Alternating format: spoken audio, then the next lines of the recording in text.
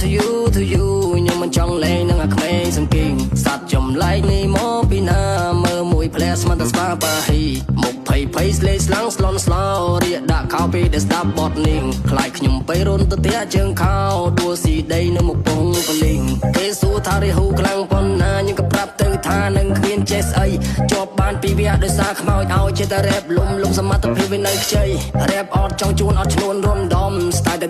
អត់សូវមានន័យថ្មីបារ៉ូរ៉េបក៏ផារ៉េបនៅតាម Wall Street តែបើតាមខ្ញុំឃើញវាចេះតែរ៉េបអួតស្រីតែបើសួរថាខ្ញុំនេះមកពីណាខ្ញុំក៏ឆ្លើយថាខ្ញុំជាកវីខ្ញុំជាកូនក្រុមខូចបងសង្ហាជាមេឌី Strength នឹងសាន់កបីដើរងើយដើមទ្រូងវាពើងដោយក្មេងទំនើងដៃជើងវាខ្លីវាកំពុងគិតតែខ្លួនឯងប្រុសស្អាតនៅផ្ទះដេកស្រាតដូចជាដំរី